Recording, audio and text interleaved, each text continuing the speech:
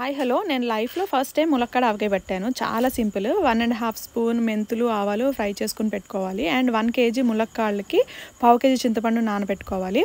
ఒక్కసారి ఆయిల్లో ములక్కాళ్ళు ఒక్కసారి ఫ్రై చేసి తీసేసిన తర్వాత అదే ఆయిల్లో మనం నానబెట్టిన చింతపండు వేసి కారం అండ్ ఉప్పు సరిపడా వేసుకోవాలన్నమాట. సో తర్వాత అన్నీ మనం ఏదైతే మెంతులు ఆవాలు వేగించి పెట్టుకున్నామో అది పొడి చేసి అన్నీ కలిపేసుకోవడమే. యాక్చువల్గా నేను ఇంట్లో జస్ట్ ట్రై చేశాను ఎలా వస్తుందా అని చెప్పి. సో చాలా బాగుందన్నారు అందరూ. సో మా ప్రత్యూషకి అయితే తెగ నచ్చేసింది. సో అందుకని కావాలందని చెప్పి నేను మళ్ళీ ఫామ్లో ములక్కాడ చెట్టు కొన్ని కాయలు ఉంటే ఇలా పట్టేశాను అనమాట. సో వాళ్ళు నెక్స్ట్ డే వెళ్ళిపోతున్నారు అని చెప్పి. చూడడానికి ఎంత టెంప్టింగ్గా ఉందో, టేస్ట్ కూడా అదిరిపోయింది అసలు. బట్ ములక్కాడ ఆవకాయ ఏంటంటే పట్టిన నెక్స్ట్ డే చాలా బాగా ఊడుతుంది అనమాట. అంటే మొత్తం మన చింతపండు అదంతా జ్యూస్ లోపలికి వెళ్తుంది.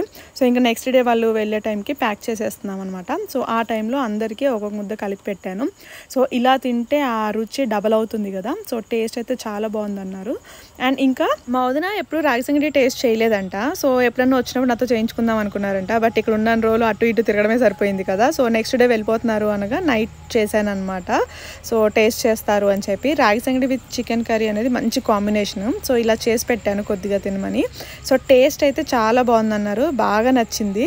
సో అదనమాట. సో మీలో ఇలా రాగి సంగటి విత్ చికెన్ కర్రీ కాంబినేషన్ ఇష్టపడే వాళ్ళు ఎవరున్నారో కామెంట్ చేయండి. Thank you.